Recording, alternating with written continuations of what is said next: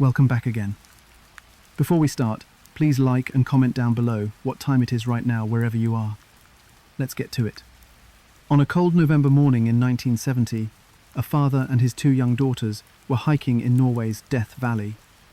They noticed a strange burnt smell drifting through the air and, within minutes, stumbled onto a sight that would haunt investigators for decades. The charred remains of a woman, surrounded by carefully arranged personal belongings with every identifying mark removed. Who was she? And why did someone want all traces of her erased? This is where the mystery begins. The day had started simply enough. A father, joined by his two young daughters, set out for a walk into a rugged Norwegian valley notorious for its steep slopes and occasional accidents. The place was dotted with bare rock and thin stretches of path, a landscape where the quiet could stretch for hours without interruption. The three of them followed their route, as many hikers did, expecting the most excitement to come from a sudden scenic view or perhaps a change in the weather. But before long, something shifted the tone of their trip. The air carried with it a smell that didn't fit. At first, it was faint, drifting through like a trace of smoke caught on the wind. It resembled the sharp scent of firewood burned too long, yet it lacked the clean crackle of a distant campfire. The longer they breathed it in, the more unpleasant it became, until even the children noticed that this was no simple whiff of brush fire. Curiosity and unease drew them onward. Climbing higher, they saw shades on the rocks ahead that looked darker than the usual stone. Around the bends of the valley, the smell strengthened, and thin wisps of smoke seemed to rise from spots where nothing should have been smouldering. They must have felt the tug of uncertainty in their stomachs. This was, after all, a place known for danger, though rarely of this kind. Any family wandering there hoped to leave with a story of endurance or scenery, not unease.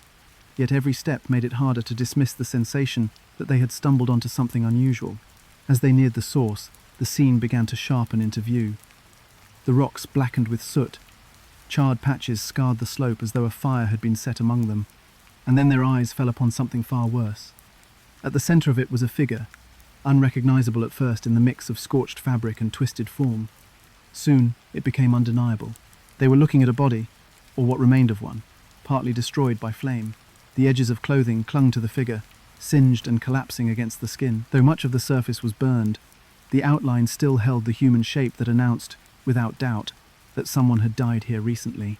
The shock of the discovery would be indescribable to anyone not forced into such proximity to death. For the daughters, young and unprepared, the image must have struck hardest, sticking in memory far longer than anything else that morning. For their father, the recognition came swiftly and terribly that this was no natural accident displayed among the rocks, but a nightmare brought into their hike. In the quietness of the mountainside, screams or exclamations would have sounded out of place, but the gravity must have pressed heavily on them. Gone was the innocence of their walk. In its place lay the horrible truth that an ordinary morning can break apart into something unforgettable within a matter of seconds. What gave the encounter an even sharper edge was the sheer strangeness of the body's placement.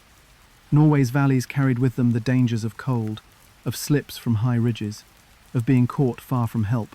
Death, when it came in such wild spaces, usually bore signs of natural misfortune or weather.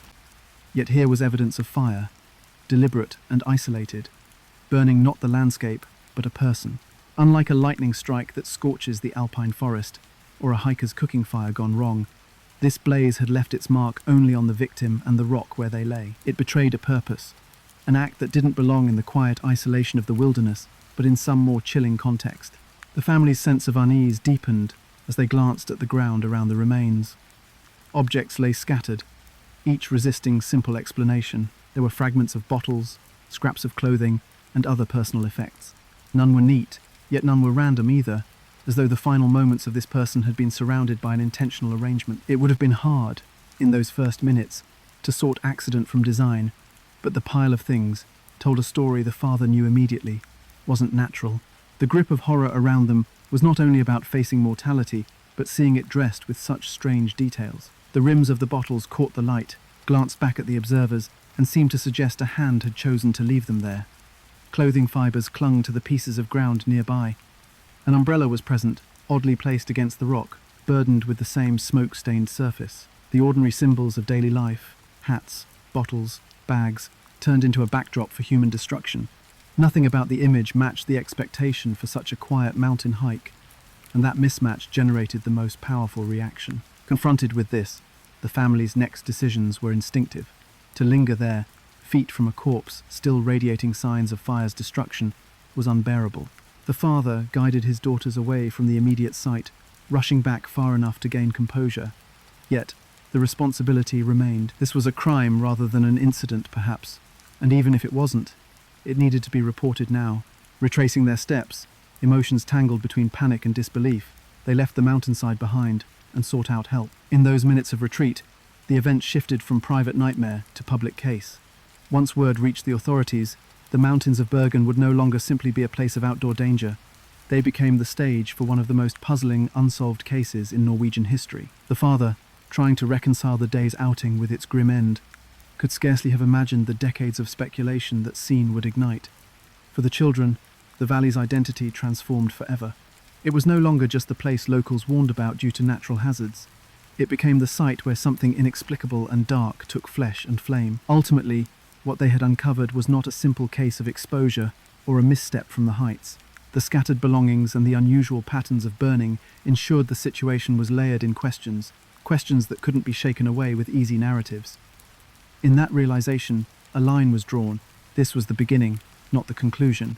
It was an entry point into something bigger than any of them could understand at that instant. By the time police arrived on the scene, the air still carried the acrid scent. The rocks were scorched, the body remained sprawled in its unnatural position, and the fragments of items were waiting to be catalogued.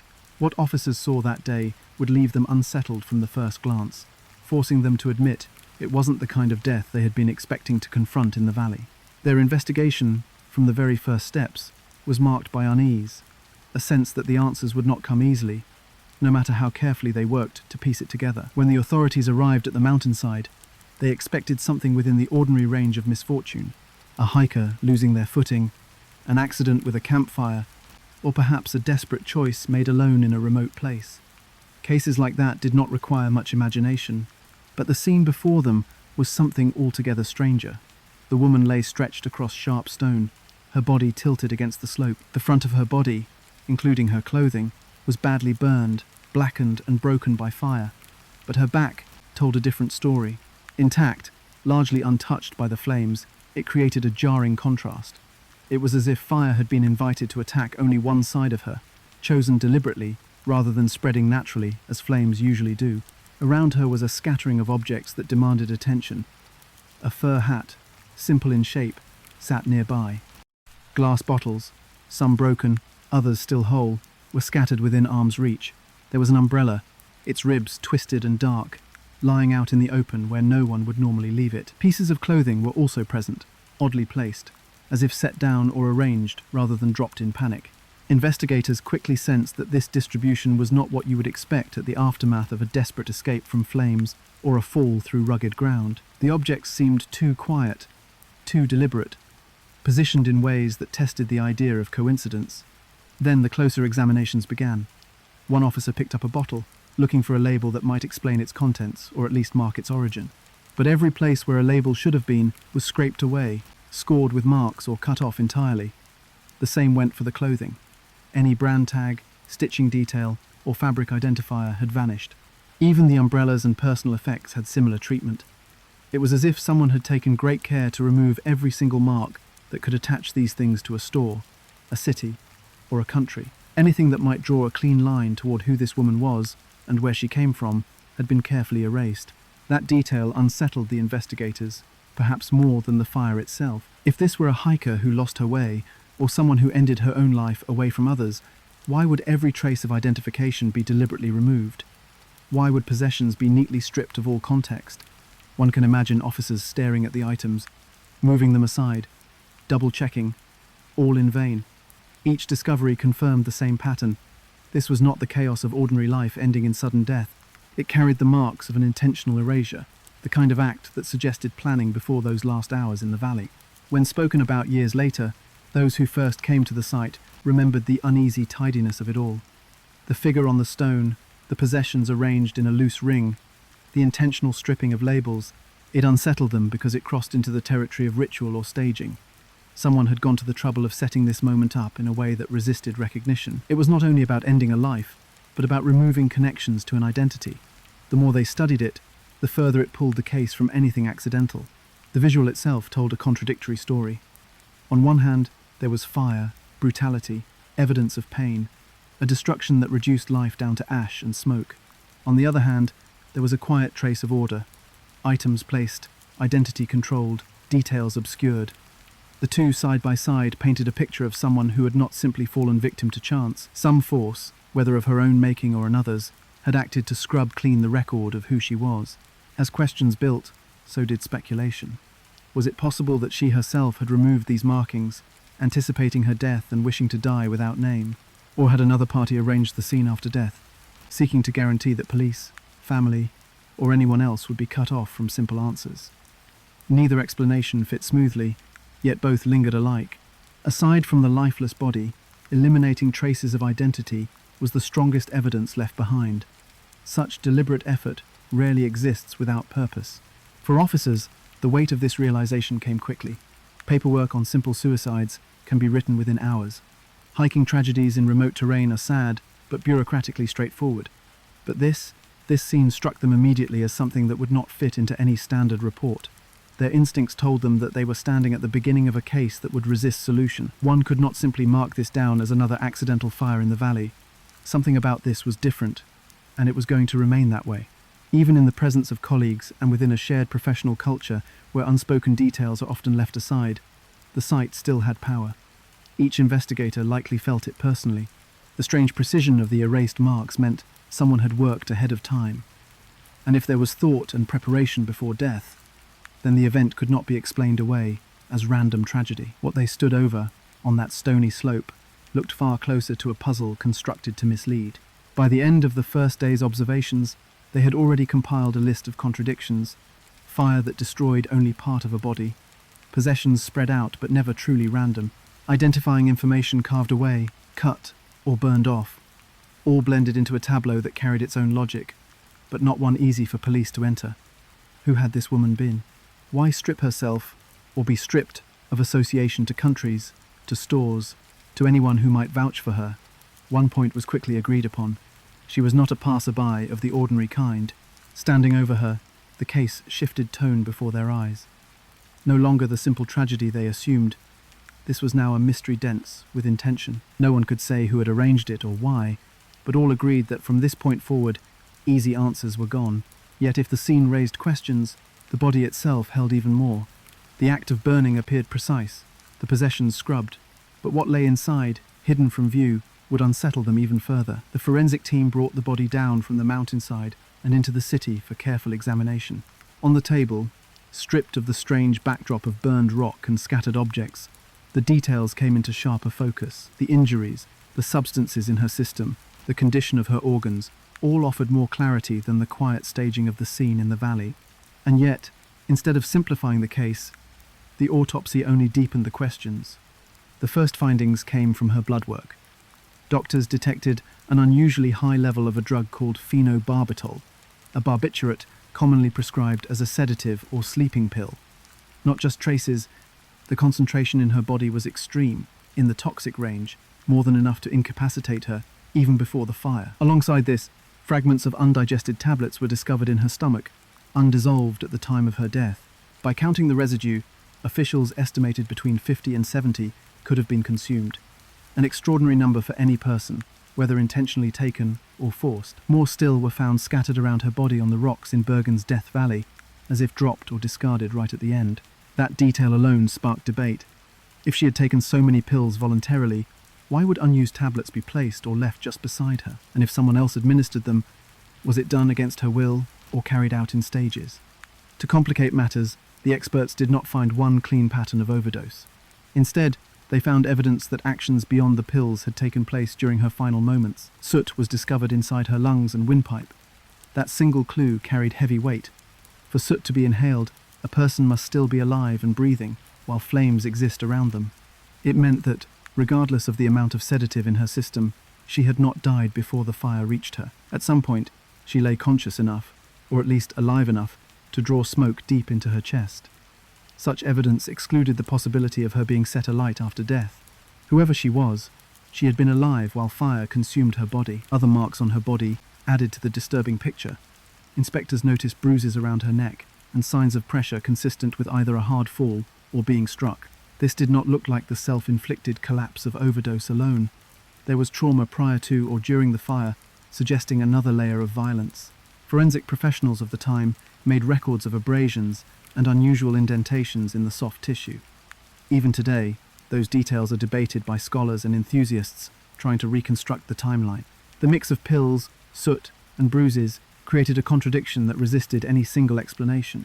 Was she poisoned on purpose and then set alight to destroy evidence? Did she consume the medication on her own, retreat into the valley, and then attempt to end her life by fire? Or was there a blend of both, where someone orchestrated her final hours to appear as suicide while ensuring she could never be traced? Each interpretation seemed to answer one piece of evidence while conflicting with another. One important lead came not from the drugs or the bruises, but from her teeth. Dentists examining her mouth found that her dental work did not match what was common in Norway. The fillings and techniques used to repair cavities appeared to follow methods practiced in continental Europe at the time. Materials and styles suggested she had received care in several different places, likely Germany or surrounding countries. It was unusual enough that the detail became part of her overall profile, one that signaled travel outside Norway and possibly across multiple borders. At the time, dental history was a strong tool for hinting at nationality, since practices varied widely between regions. While the discovery could not provide a direct name, it did give direction. This was a woman with a past that crossed borders, someone unlikely to have been just a local wanderer. Those working the case began to piece together the picture of an individual whose movements and identity stretched beyond the country's limits. Combined, the autopsy findings pointed away from any natural or predictable resolution. A simple accident would not feature vast amounts of barbiturates alongside soot-filled lungs. A straightforward suicide did not account for bruises, nor for the removal of identity markers found with her belongings. And random foul play rarely carried such erasure of evidence ahead of time. The more the doctors presented their conclusions, the more the investigators realized they were dealing with a person whose end could not be separated from intention. The official paperwork tried to settle on answers, but the implications refused to align. Long reports noted that the blend of pills could support an overdose. At the same time, the soot proved fire had been active when she lived, and the bruises pointed toward violence, not just collapse. Matching these details together was like trying to assemble a puzzle from several different boxes, none of which quite fit. In the months that passed, the photographs of her burned body were filed away in archives, but the contradictions remained with the officers who first saw them. Long after, they recalled how the autopsy suggested anything but closure. These were not details that repeated expected accidents of mountaineering or the common traces of despair. They were marks instead of overlapping fates: sedation, violence, fire, and intentional concealment of identity. If she had planned her own end, the effort to erase identifying information was extraordinary, even obsessive. If someone else had taken her life, that same erasure worked as a protective shield, cutting off leads for anyone looking to connect her body back to a community or a family. Either way, the attempt to remove her from recognition had been carefully done. The case was thus transformed not just from a local tragedy to a matter of significance that stretched beyond the country's borders. What the autopsy made clear above all else was that this was not random. The medications, the signs of breathing during fire, the bruising of the neck, and the distinct dental work combined into a profile of complexity. They suggested someone with a history shaped abroad, whose last days carried signs of calculation rather than chance. For investigators, the clean mountain air where she was found now hid the shadow of something hidden, prepared, and executed with purpose. But the story of her past was not left to medical charts alone. Beyond the body, another startling discovery waited. In the days after she was found, a connection surfaced that would take investigators away from the mountainside. It began at a railway station in Bergen, where two ordinary suitcases revealed the shadow of a double life.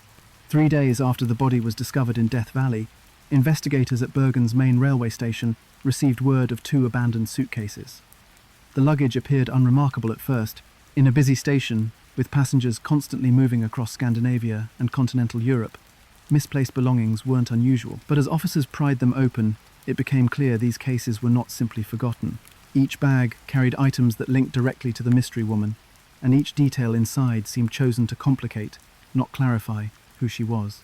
The first case held clothing, different styles and sizes, all of which looked well maintained.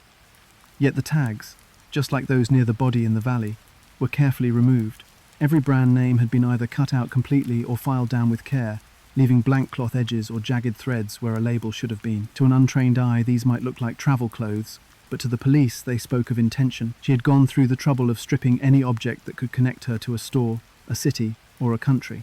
Beside the clothing were personal items like makeup, skincare tubes, and bottles of perfume, again anonymous. Labels peeled away, printing marks erased. The case was a collection of useful things, yet none of them belonged to a place of origin. The second case provided an even more unsettling inventory. Investigators set aside pairs of large sunglasses, thick-framed glasses, multiple combs, and mirrors. There were wigs of different lengths and shades, their fibers holding the faint smell of chemical treatment. Alongside those were several maps marked around European regions. Folded paper maps carried faint pencil traces, yet no annotations that revealed exact locations.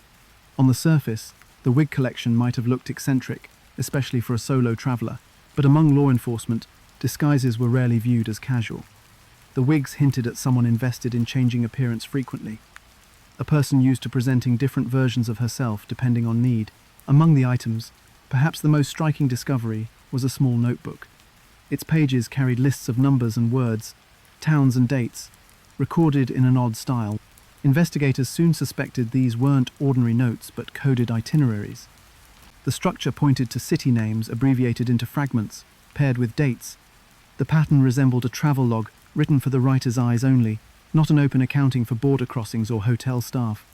Bergen was referenced multiple times. So were places across continental Europe. Whoever this woman was, she had moved often, leaving behind traces of presence in several countries in a matter of weeks. Even more curious was the discovery of hidden money. Sewn into the lining of one suitcase and tucked between folds, police found 5 100 Deutsche Mark bills. At the time, these carried serious value, a few hundred US dollars in total. In cross-border travel during the Cold War, such a sum hidden rather than carried openly suggested precaution. Cash was safer when dealing across borders if one didn't want records attached to their real name.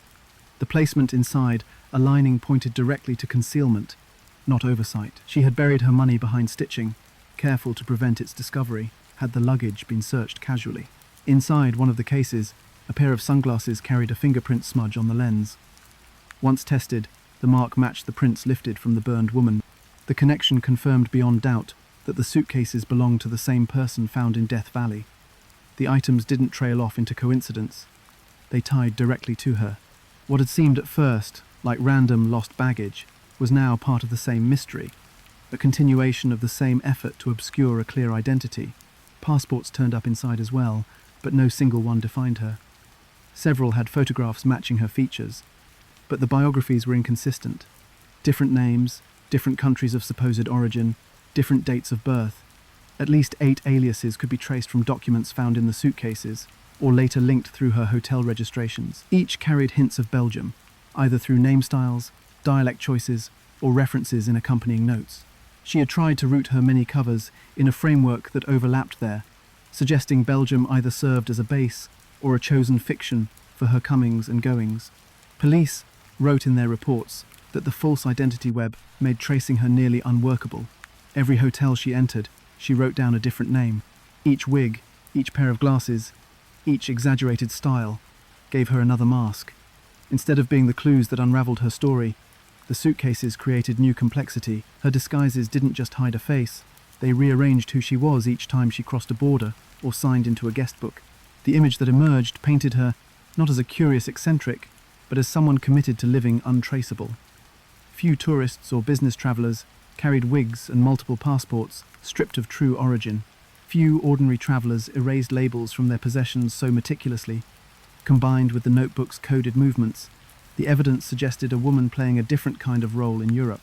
Whether it was espionage, smuggling, or some world of her own construction, the conclusion was the same. She worked hard to make herself unknowable. What made the discovery so striking was how the suitcases transformed the investigation. Before them, the picture was already unusual. A burned body in the mountains, labels cut away, pills consumed in impossible numbers. After the suitcases, the weight shifted from tragic to clandestine. This was no ordinary tragedy of the mountainside. It was the exposure of a double existence built carefully through objects now sitting on a police desk in Bergen. For investigators, each item begged more questions. Why keep cash stitched into the lining instead of in a pocket? Why record travel patterns in code rather than plain handwriting? Why maintain 8 false names crossing into Belgium? These actions bespoke intention. They betrayed someone engaged in shadowy practices during a time when Europe was still divided by suspicion and Cold War tension. Whatever her mission had been, she had made certain to scatter more shields than clues. The police could prove the suitcases belonged to her, but every other line of inquiry ended in silence. No family stepped forward. No employer in any of those cities claimed her. No simple identity tied her aliases back into one origin. What remained was complication, the careful coating of fictions stacked over whatever her real name or past might have been. The suitcases made the story darker, not clearer. Officers now believed they were piecing together the remains of someone who lived behind cover stories, a woman who had made it her work to disappear into her own disguises. It was no longer a matter of Norwegian terrain claiming a victim. It was the unravelling of a secret life partially caught out by death. Yet even with the objects catalogued, the story didn't rest in the luggage room. She had left a record in the hotels where she stayed, traces of behaviour that lingered in memory despite her efforts to disguise herself. Staff in Bergen remembered her, not only for her many wigs or different names, but for the way she moved in and out of rooms as though she needed the walls never to know her too well, and those accounts only increased the mystery around her last days. Hotel staff across Bergen never forgot her. In a city that saw thousands of travellers pass through each year, she stood out because she looked like someone who wanted very much not to stand out at all. Each person recalled the same pattern in her behaviour. She always paid in cash. She never let her stays run long in one place. And she often came through the doors in disguises that looked carefully calculated instead of casual. Large sunglasses hid most of her face, heavy enough that they seemed impractical indoors. At times, staff saw her with wigs of different lengths and colours, appearing as if she was testing out new versions of herself each day, never repeating one long enough to be remembered. It wasn't only the disguises that marked her as unusual. Many remembered how she would shift from one room to another, sometimes within the same hotel, other times across different places in the city. It wasn't done because of overbooking or lack of options, because these details were checked later by police. She simply switched, sometimes the same evening after checking in earlier in the day.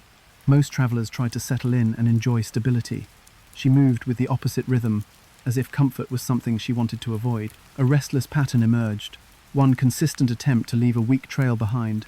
Then there was the smell. Several members of staff described how a distinct garlic odour clung to her when she entered, unusual enough that it stayed in their memory long after she had gone. The detail may seem minor, but combined with the wigs and pay-in-cash behaviour, it left an impression difficult to forget. In most cases, staff members were not able to give a precise name, because her names changed as often as her appearances. But they remembered the odour, the way she avoided chit-chat, and the way she would stand apart in dining rooms eating alone. Whenever she did provide information about herself, it was contradictory. At one desk, she registered as a Belgian dealer in antiquities, hinting at a cosmopolitan lifestyle rooted in art and travel. At another hotel, she described herself as a saleswoman. The personas shifted almost as easily as her hair and glasses did. None of these stories were supported by local contacts. No colleagues ever appeared. She had no family visits, and no one accompanying her through the front doors. Each role was confined to words she gave to clerks, and never confirmed anywhere else. It was as if her career was whichever one suited the alias she picked for that evening. The lies grew obvious once compared. City police gathered testimony in the days after her body was identified, and confirmed she had presented different biographical stories to different hotels, sometimes only days apart. She was not clumsy about it. She did not hesitate when inventing a fresh job or producing a new explanation for her travels. She did it with the ease of habit, as though she had practiced so often that contradictions didn't worry her. The false information was not scattershot. It was controlled, repeated just enough to appear credible, but never consistent long enough to be checked across borders or paperwork. The way she shifted from language to language strengthened her cover. Witnesses recalled she spoke French fluently, switching into German with noticeable ease, and then moving again into other tongues depending on who addressed her. Each time she spoke with confidence. She avoided thick accents that might lock her to one country, carefully shaping her words to leave the listener uncertain about where she was from.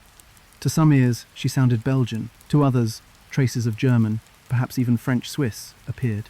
Wherever she had grown up, she had learned to disguise it, speaking as a person who never wanted the details of her voice to reveal too much. This pattern of concealment was not a one-day occurrence. Hotel staff admitted seeing her pacing a lot, watching from windows, and limiting social contacts beyond the bare minimum to arrange her stay. Other guests struggled to put her in memory because she never left much of a mark on conversation. But employees, used to repetition and regular customers, noticed how unlike other visitors she truly was. Each transaction was fast, completed with cash. Every movement was quick, deliberate, finished as though she was anxious not to linger. The portrait that emerged from Bergen's hotel registers was of a woman who was resisting being known. She manufactured shifting layers of self, names swapped as easily as the colour of her wigs, backgrounds borrowed from a wide catalogue of characters that offered little way to be confirmed. With so many disguises, she created only confusion, leaving hotel staff certain of her presence but unable to establish a single true fact about her outside of appearance. Even the garlic smell, unusual as it was, added to the impression that there was something odd, if not purposeful, in the way she carried herself. Tracing her across Bergen, police were able to establish one last clear moment. In her final days, she stayed at the Horderheimen Hotel, where she once again paid in cash and concealed her appearance from many. It was one visit in a long pattern of brief stays, but it carried significance for investigators. The stay at Horderheimen became the last confirmed window in which anyone saw her alive. Staff there remembered her the same way others did, slightly distant, vague about her reason for travelling, quick to change rooms, and insistent on guarding her privacy. Within days of leaving the hotel, her body would be found in Death Valley. Staff could not provide answers about who she met during her stay or why she kept such distance, but their memories added pieces to the puzzle. Taken together, they suggested more than eccentric habits. They suggested method, a deliberate avoidance of continuity, a preference for masks over open identity. The disguises and shifting guests of her own making painted her not as a lonely traveller or eccentric tourist. They pointed instead to someone who carried a clear intention to remain hidden during her time in Norway. Her last days showed the pattern at its tightest edge. She had settled into a room under a different name, spoken with a multilingual fluency that disguised background, and again built a cover story that lacked confirmation. And then, after paying for her final night in cash, she vanished into the city one last time. The hotels of Bergen had hosted her, but in hindsight they saw that all along they were housing not one woman, but many shifting shadows of her own creation. From the Horderheimen, the story moved into silence. The trail went cold in those days before the discovery in the valley, and what she had done between her checkout and the discovery of her body remains untold. These final sightings, when placed against her restless movements in the days before, only tightened the mystery surrounding what led her into the mountains. And it was there, with her last known moments traced to a single hotel, that the case reached the sharpest edge, moving from the strangeness of her disguises into the missing time that preceded her death. Her last confirmed steps can be traced back to November 23rd, 1970. On that day, the woman walked into the Horderheimen Hotel in Bergen and quietly arranged for room 407. By then, staff had become familiar with her type of routine. Cash handed over without hesitation, very little conversation, and a general disinterest in explaining why she was there. She did not linger at the desk. She did not create a story beyond what was necessary.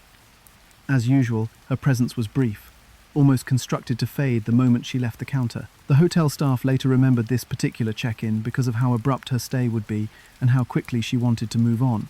Room 407 was hers for the night, but she insisted during that interaction that her plan was to leave swiftly. After only a short time there, she arranged for a taxi and checked out in person, leaving no belongings behind for collection. The woman who had filled hotel rooms in Bergen with her secrecy was gone again, this time with far more finality. From the moment she exited the hotel lobby and stepped into a waiting taxi, her traceable life came to an end. For investigators going back through her movements, there was nothing reliable after that. It was 6 days later that her body was found in the valley, meaning close to a full week passed without a confirmed sighting. That gap, neither too long nor short, became one of the most confounding sections of the whole case. Police retraced steps, asked questions around Bergen, searched for witnesses who might have seen a woman fitting her description move across the city. Nothing certain appeared. The same precision she had shown in disguising herself through wigs, glasses, and names now existed in the form of an absence. The trail dropped into a clean break, the kind of black hole that strips investigators of sequence and shuffles events into mystery. What troubled the case was not simply that she vanished into that week, but that every earlier action seemed deliberate. For months, she had controlled where she stayed, how she paid, and what she presented to witnesses. Each appearance had the stamp of careful planning, and then, out of nowhere, came silence. A gap that erased not just her public presence, but any sign of private connections she might have had. The contrast struck hardest for officers expected to follow a neat order of cause and effect. Why would a woman so careful about her movements suddenly disappear in a way that produced not a single reliable sighting? Either she was operating with precision far beyond expectation during those final days, or she had been taken off her path into something she could not control. Unverified reports began to trickle in from the surrounding region during the period of her absence. A few witnesses claimed to see a woman of similar build and hairstyle walking near military test ranges, places where Norway's defense forces practiced at the time. Their accounts never aligned perfectly, leaving investigators uncertain whether they had encountered the same person or someone loosely resembling her. Still, those fragments pointed in a direction that drew interest, because Bergen and its neighboring coastal areas held strategic value during the Cold War. Missile testing and military interests often attracted observation, both local and foreign. The idea that she had spent her missing days near such sites generated theories far removed from the idea of an isolated suicide. But evidence beyond these statements remained thin. No hotel register recorded her staying under any of the aliases discovered in her suitcases. None of the guest houses recalled her during those missing days. Taxi drivers questioned later could not provide a ride log that fit her movement after the one that carried her from Horderheimen. In short, she disappeared not only from official record, but also from casual memory. It left investigators staring at 6 blank days, the kind of absence that produced only speculation. The missing period became the centerpiece of her story. Every explanation that followed returned to it. If she took her life on her own terms, why does her trail end at a public hotel with preparations for departure? Why vanish for days before turning up burned in a remote area? If her death resulted from foul play, then those days may have been when meetings or events took place that brought her into danger. Her care in erasing identity up until that point seemed designed to control how she would be remembered. But the total silence of her last days left only questions about whether she maintained that control until the end. Investigators often referred to those days as the missing block of the case, the time that might explain everything else if only it could be filled. A gap with too many possibilities is as much a problem as no leads at all. Did she spend the week in another city entirely? Did she meet contacts who left no trace of their interactions? Was she perhaps confined against her will in that period, unseen until she reached the valley? Without firm answers, the missing time remains the most untouchable part of her entire timeline, the section where suspicion grows easily, but evidence almost never follows. In reconstructing her last verified hours, police could only note the precision and control she carried into the hotel lobby. She showed the same traits she had shown across the city for weeks: cash payments, quick entries and exits, avoidance of unnecessary conversation. Then, once the hotel door closed behind her and the taxi faded into the city streets, the image collapsed into nothing. For the next 6 days, records and witnesses alike agreed she no longer existed in public life. And 6 days later, she was reduced to a burned figure on stone, surrounded by items scrubbed of identity. For those studying her story, it is often that gap which carries the deepest fascination. Ordinary deaths can be traced directly through final actions: a fall from a cliff, a decision to consume a lethal amount of pills, an act of violence from a known offender. Each carries a chain of logic.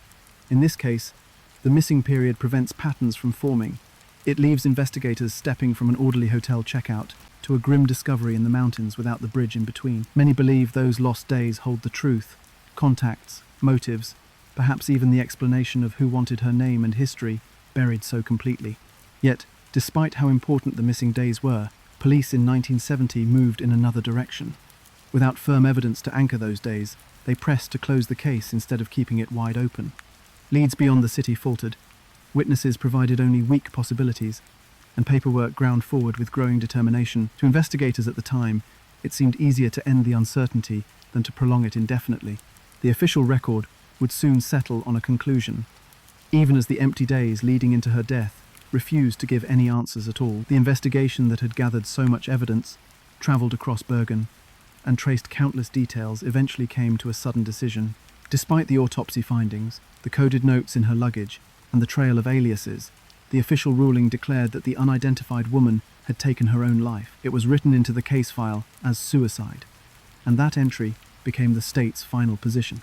For officers on the ground who had worked through the messy contradictions, this conclusion was reached with surprising speed. After months of reporting, examining, and piecing together fragments, the ruling reduced everything into a single line. That declaration did not sit well with many who were following the case. A body partially burned on a mountain slope might point to an accident, but combined with dozens of sedatives consumed, bruises on her body, and objects stripped of identity, it carried the signs of deeper planning or involvement. Critics wondered why investigators chose the simplest official answer, while the evidence spoke of deliberate concealment and extraordinary effort to remain anonymous. They asked why a person who truly intended to end her life would spend so much energy removing labels from clothes, traveling under false identities, and carrying coded notes across Europe. One aspect that created immediate doubt was the sheer mismatch between her possessions and the suicide label. Inside, her suitcases were wigs, sunglasses, false passports, and a stash of Deutsche Marks hidden away in secret linings. These were not things a person preparing to die would normally organize so carefully. They were survival tools, meant for someone who fully intended to keep moving between places, to pass scrutiny when crossing borders, and to hide their real background from anyone looking too closely. Treating such an individual as someone who casually ended their own life left many unconvinced. Witnesses who had interacted with her in hotels also offered their perspective. They remembered a woman secretive, restless, and distinct in her behavior, but they had not described someone who seemed adrift or openly desperate. Instead, they described someone calculated, deliberate, tightly controlled in every movement. To those witnesses, the image was closer to an agent on assignment than a lonely traveller preparing her final moments. That perception fed into ongoing doubts about whether the suicide ruling was made from evidence or from a preference to avoid asking uncomfortable questions. Investigators closed down broader searches not long after the official cause of death was written. The suitcases in Bergen and the traces of aliases across Europe were catalogued, but no active pushes followed to trace them back to real origins. Authorities had the chance to send inquiries abroad on a larger scale or to keep the case open for international cooperation. Instead, the files narrowed. Leads were considered exhausted, and the case slid into the category of completed, at least officially. The decision to reduce the outcome so quickly led to criticism from journalists and even some officials years later, who argued that valuable traces may have been lost in the process. For critics, the sudden shutdown looked less like the end of an investigation and more like the removal of a problem. At the time, Norway was moving within a tense Cold War climate. Rumours of spies and intelligence networks were active in Europe. The idea that the woman could have been caught within that world was not far-fetched, given her disguises, multilingual ability, and coded travel logs. If that were true, pressing deeper might have opened doors into arenas authorities preferred to leave closed. Concluding suicide created a neat ending on paper, even as it left the real questions unresolved. The decision drew statements years later that authorities had not solved the case, but contained it. Containment gave the public a reason to stop asking, while also allowing officials to avoid speculation that could have tied the woman to espionage. The reasoning was that, while tragic, some deaths could not be explained in detail, but their classification could spare the wider system from pressure. Observers suggested that by calling it suicide, the police gave themselves distance from the hint of foreign involvement or larger operations. At that time, it may have felt easier to call the case tragic rather than conspiratorial. The Cold War was still in motion, and Norway's geographical position put it at the edge of NATO and Soviet interests. Bergen itself was close to naval activity and military testing sites. These contexts lent the entire story an uneasy background. A foreign woman moving through hotels under false names, watching military areas, and carrying coded notes had far more weight than mere eccentricity. It raised the possibility of espionage activity, something domestic authorities may not have wanted to confirm publicly without clear control of the narrative. Yet official papers and statements continued to repeat the suicide label. The file became another entry in the archives, marked by closure. Even while researchers, journalists, and local people refused to accept the resolution. Each time the story appeared in the news, readers noted the mismatch. How can a life ending in a blaze of contradictions, outside identity, false documents, countless disguises, be reduced to suicide without deeper pursuit of alternative explanations? The clash between the official line and popular suspicion became the most defining feature of the case. Once the ruling was sealed, investigators no longer chased leads out of Norway. Even requests to compare fingerprints and dental work abroad were limited. Family members in other countries who later believed they recognized her were not taken seriously at the time.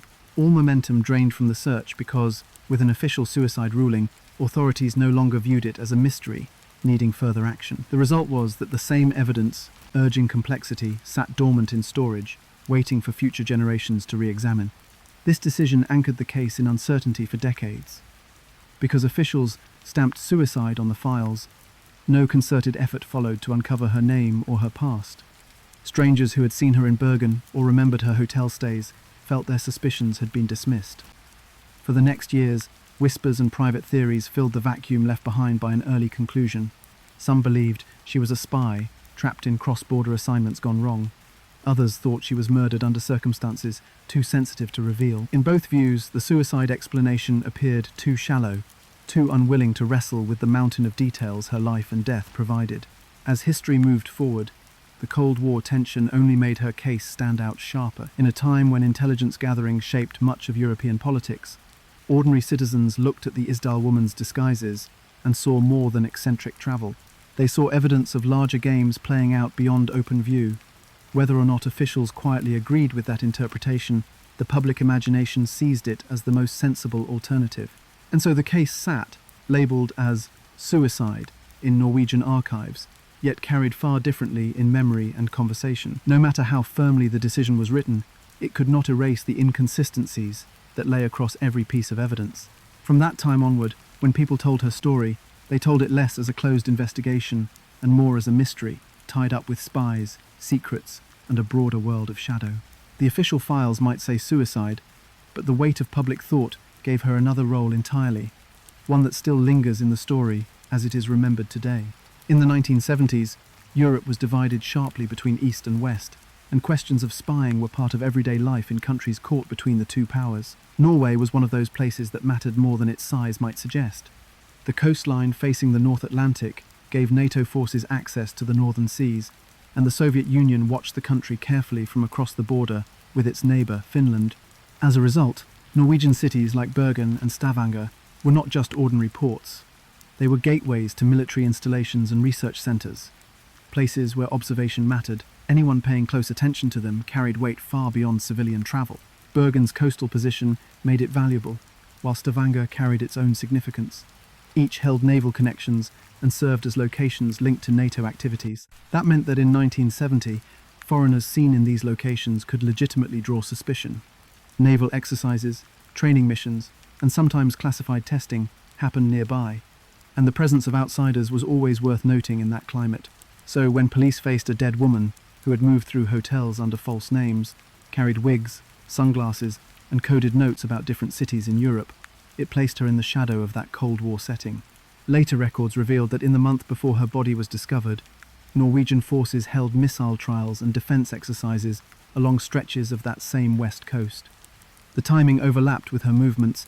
She checked in and out of hotels within days of scheduled missile activities.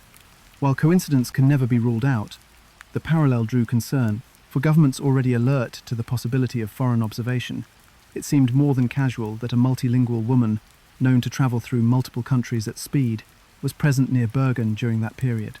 Local reports added another layer.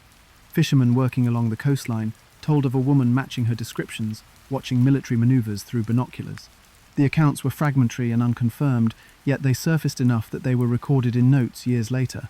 If true, it meant her interest was not confined to wandering through hotel lobbies. Instead, she might have been mapping the activity of Norwegian forces, a task entirely in line with how spies and intelligence operatives were known to work at the time. Without paperwork in her suitcases, without a diary explaining why, the suspicion grew naturally from the pattern of behaviour and location. Her disguises fit that idea closely. In the 1960s and 1970s, agents working undercover for intelligence agencies frequently used covers like false identities, fake jobs, multiple passports, and cash-only travel. Wigs, sunglasses and glasses were not eccentric fashion choices. They were tools to alter appearance quickly when moving through border checks or blending into the daily movement of different cities. Her possession of several wigs, along with the precision of erasing every clothing label, appeared consistent with someone conscious of surveillance and determined not to leave a clear fingerprint on her life. According to many later observers, it was this blend of location, timing, and disguise that kept the suspicion alive that she had been working in intelligence. Ordinary suicides or even murders rarely carry with them coded notebooks, erased labels, and multiple false passports. Those are things tied to staging and cover. Viewed against the backdrop of Bergen's position in NATO planning, the overlap was too sharp to ignore. Adding to suspicion was the fact that many defense-related files involving the area during that time were withheld or marked restricted. Norway, like other NATO states, worked under tight secrecy when it came to missile development and testing records. Decades later, requests were made to review the documents tied to the period when she stayed in Bergen. Many records stayed sealed. They remain unavailable for public access, leaving gaps around precisely what she may have been present to observe. The withholding of files only pushed the narrative further toward espionage. If her interest had been unrelated, many believed there would be little reason for documents connected to that period and activity to remain concealed. This produced a striking contrast. On one side, the Norwegian police ruled officially that the woman's death was a suicide, closed the file, and treated it as the end of a solitary case. On the other side, the overlap with defense activity, withheld files, and the secrecy of the Cold War context all suggested that something larger might have been at play.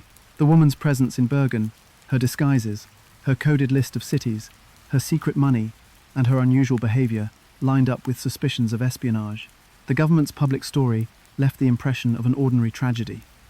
But private interests, from military and foreign observers, carried whispers far beyond that. It raised a question that has never been comfortably solved. Was this a case closed officially only to sidestep the possibility that her activities touched on national security? For police, framing the case as suicide allowed them to retreat from speculation into comfortable procedure. For intelligence watchers, that was the very reason the evidence around her lingered so uncomfortably. Few believed her life was random once they matched up her presence with the larger context of NATO activity. The idea of espionage never left the story. Journalists re-examining her trail in later years highlighted exactly how closely her behavior resembled known spy tactics.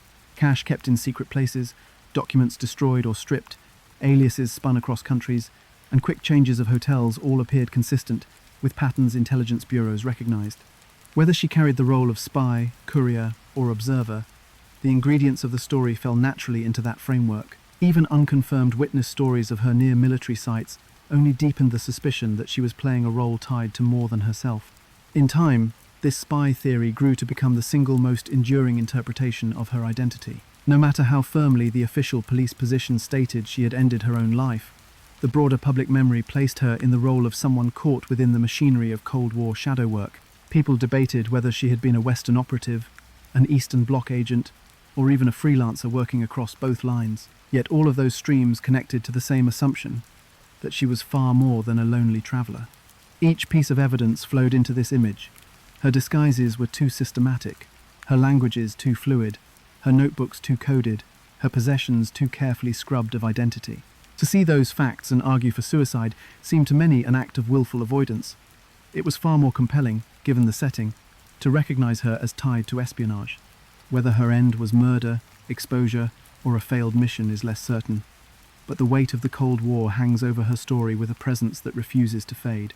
And while the Cold War itself ended decades ago, her case never followed suit into closure. For years, the story remained caught between archive folders declaring suicide and rumors tying her to intelligence. Then, in the 21st century, science offered tools that even Cold War secrecy could not provide. New testing carried the chance to trace her back to the soil and water, where her younger years had left their mark. By the time the 2010s arrived, the investigation into the woman found in Death Valley had been closed for decades.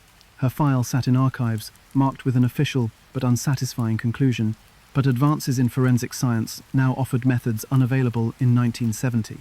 With renewed public interest in the case, Norway's national broadcasters began to reopen the file for review. They invited the public to provide memories, information, or possible identifications, while scientific experts revisited the evidence stored in sealed boxes. After years of silence, the mystery was once again in the spotlight, this time supported by laboratories and technology her first investigators had never imagined. The most revealing work came from isotope analysis. Human teeth form during childhood, and tiny chemical traces inside them stay locked in place long after. Those traces reflect the soil, water, and food of a region, even decades later. Specialists applied this method to her teeth.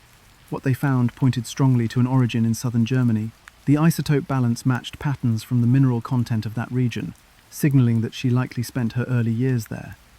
Additional testing suggested that she later lived in either France or Belgium. These conclusions gave the investigation more focus than ever before. Instead of being lost to the whole of Europe, her roots circled closer around a handful of countries. Yet, while birthplace and childhood are strong indicators, they do not name someone. The results gave a narrowed area of interest, but not an identity. They shifted her background from mystery into geographic outline. She was not a life emerging from nowhere. She had been born somewhere in Germany, raised through a stable environment, and then later shifted westward. The results confirmed what earlier speculation had hinted at from her dental history. This was a woman who travelled international paths long before her final days. DNA provided a second layer. Extracting genetic material from old remains is difficult, especially from those damaged by flames, but technology had advanced to the point where partial readings were possible. Scientists determined that her genetic markers pointed south of Germany, aligning with southern European backgrounds. Some results even leaned toward possible roots in Southwest Asia. That opened the possibility that her family history was multicultural, crossing borders long before she traveled across them herself. This structure, southern German childhood, later movement toward Belgium or France, and ancestry that extended southward, created an even more complex identity than first imagined. The scientific findings dovetailed with reconstructed images produced by experts. Using records from the autopsy, facial reconstruction specialists created sketches showing how she may have appeared before death. They restored details lost in the fire, retaining the sharp features and shapes of her face. Once those sketches circulated, witnesses from countries across Europe came forward with memories. Hoteliers, residents, and travelers thought they recalled seeing a woman fitting her description in the years leading to 1970. Many remembered her not just for her striking appearance, but for the disguises she used: wigs, glasses, and heavy coats. The new sketches confirmed for them that the same woman had passed through their lives, even if only for brief encounters. In France, several citizens reached out to investigators with claims that they had seen a similar woman. What stood out in their accounts was not just appearance, but voice. They described her as speaking French, but with a flavor of Balkan accent. Not native, but practiced enough to pass. They remembered her wearing wigs, at times shifting between blonde, brunette, and darker shades, even in short spans. They recalled her not as a local, but as someone who maintained multiple contacts and came and went with the air of assignment. These testimonies could not be confirmed officially, but repeated enough patterns to form weight: the disguises, the languages, and the deliberate avoidance of familiarity. That raised the same questions that had shadowed her case since the 1970s. Was she attached in some way to networks of intelligence running through post-war Europe? The coded notebook entries, the many covers, and now the cross-border traces amplified that suspicion. Journalists examining the Cold War context revived theories pointing to espionage. Modern reporting highlighted names that tugged the case further into conspiracy. Some articles connected her indirectly to figures like François Guénoud, a banker tied to controversial movements and rumoured intelligence networks. Though the connection was speculative, the fact that respected press outlets even placed her in that orbit showed how far suspicions had stretched. For many, the new science confirmed she was far from a normal tourist. For some, it linked her into troubling corners of European shadow work in the decades after the war. Despite the many pieces of data, nothing produced a name. The isotope tests placed her, the DNA deepened her roots, the reconstructions revived public recognition, and eyewitnesses built her cover traits again. But no single registry, family, or passport lined up with the evidence. Not one missing persons file closed from her case. Investigators confirmed that the identifiers she left behind did not match established records anywhere, meaning her attempts to erase herself had been effective even after her death. The science gave more information, but the paradox was clear. Each discovery brought her closer in outline while making her no less obscure in reality. As more analysis came in, the portrait of her life grew even heavier with contradiction. She had been a child in Germany, shaped by a post-war era that forced many families into crossroads of politics. She had lived for years in the West, in areas like France and Belgium that were hotbeds of Cold War intelligence interactions. Her ancestry indicated Southern influence, perhaps stretching into Mediterranean or Asian lineages. People remembered her in disguises, fluent across languages, staying in hotels under covers, lying with the comfort of routine. All of those sketches pointed towards someone attached to larger forces than herself, but for all those specifics, the name she carried at birth was still sealed beyond reach. The irony of these findings was striking. In an era where technology could reveal genetic threads from millennia ago, she remained personally untraceable. Isotopes told where she ate as a child. DNA placed her ancestry across borders. Witnesses remembered her face and her accents. Journalists tied her memory to figures known for covert influence, and yet none of it gave her back her identity. She became known as clearly as ever, and as unknown as she had been on the day of discovery in 1970. All of these modern findings broaden her presence in memory rather than resolve it. Viewers and listeners encountering her story today meet a woman for whom erasure was both intentional and effective. Even science, capable of pressing beyond human memory, has not lifted that barrier. Instead, it has given the case a new reach, extending the mystery across countries and families who now wonder if the woman in Death Valley had once walked among them. But no matter how advanced the methods become, the story ends in the same continuation. She remains the unidentified woman, committed to an unnamed grave. Her body lay buried decades earlier, placed not with family but with police nearby, a symbol of uncertainty that still stands. Even in death, her story remained open-ended, marked by secrecy, absence, and silence that modern tools cannot erase. In early 1971, the unidentified woman was laid to rest in Bergen, with details that reflected the same ambiguity surrounding her life. Unlike most funerals, it was the police, not relatives, who gathered at the graveside. There were no grieving family members, no mourners who could recall her life, and no friends to speak on her behalf. She was placed into a zinc-lined coffin, the type chosen not for custom but for practicality. That particular material was meant to preserve the possibility of later exhumation.